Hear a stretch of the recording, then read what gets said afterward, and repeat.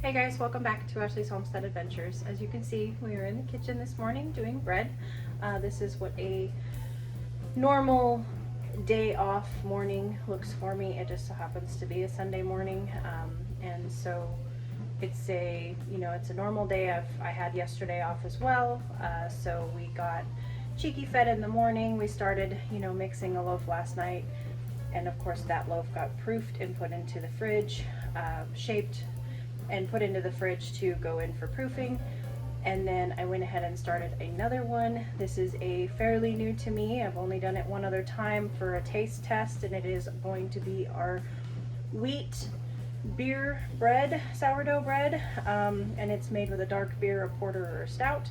Right now, as you can see, we're using something called pig porter, and that is made a pig trail porter made by Diamond Bear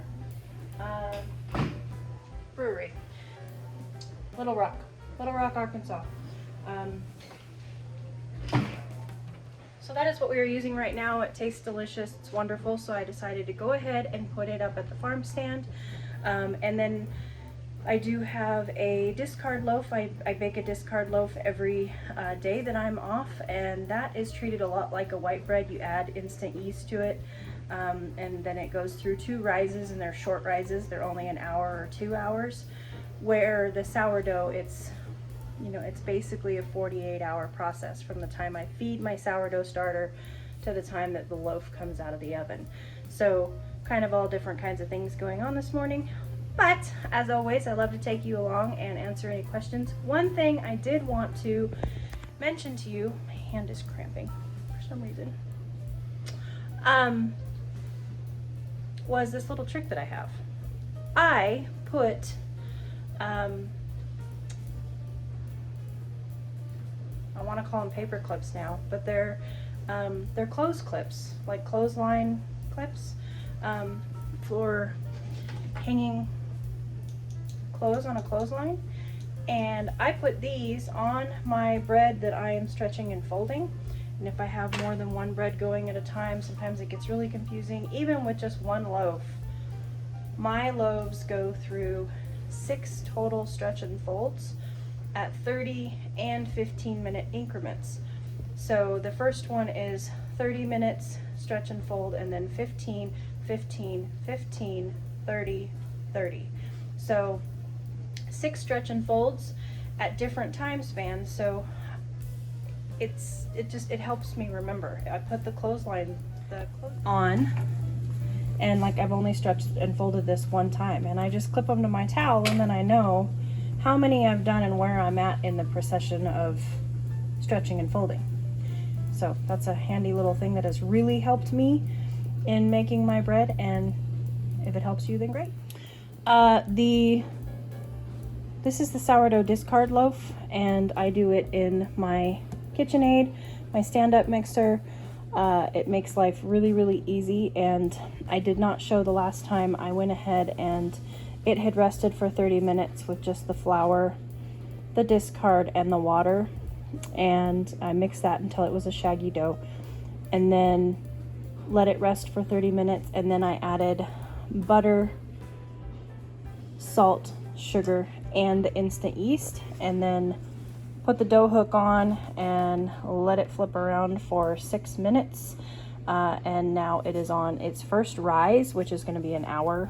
So it's just sitting here covered up, and its first rise will take about an hour, and then we'll shape it, put it in a loaf pan, and it'll rise for another hour or 2 before it goes in the oven.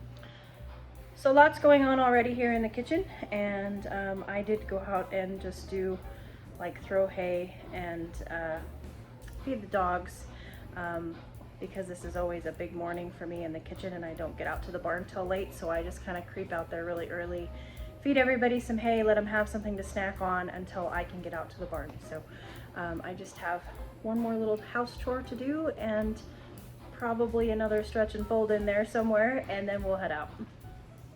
Here is yesterday's sourdough sandwich loaf. This is what's in the stand mixer right now.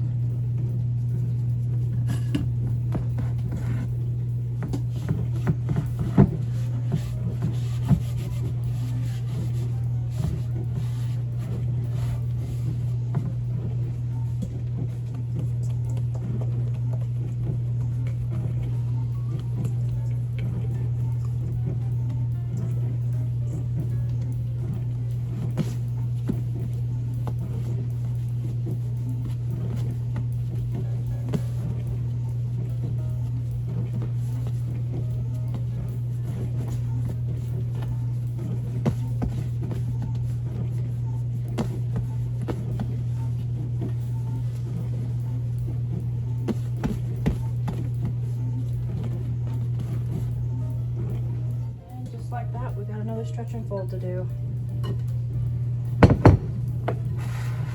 This is the last 15-minute stretch and fold.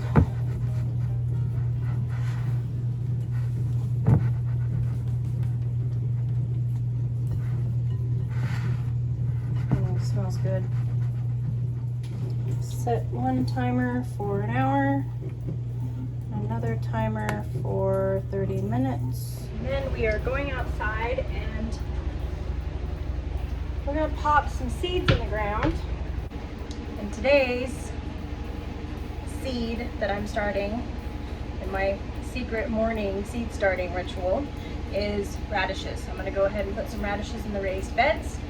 And then I'm also going to start some pots of radishes to try and grow out and see if maybe I could sell some potted radishes at the farm stand. We'll see.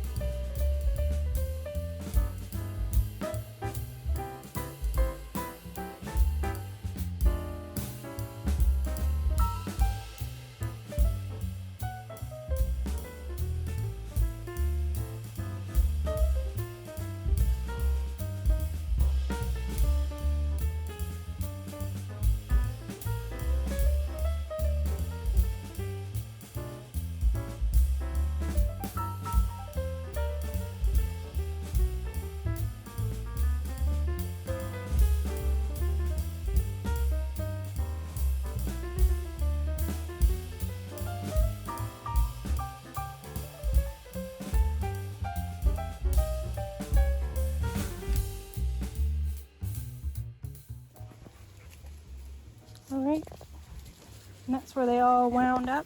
And we'll let them just kind of grow out here in front of the shop and see how they grow. And if they grow out fine, then we'll go ahead and put them at the farm stand for some radishes that people can just pick out of their pots. I don't know if it's, you know, necessarily a good idea or not. I'm not sure. I'm just trying to find, you know, ways that I can share gardening with people and give them an opportunity. Some people don't have the space or the means to garden, and so I thought, you know, I'll just give this a try.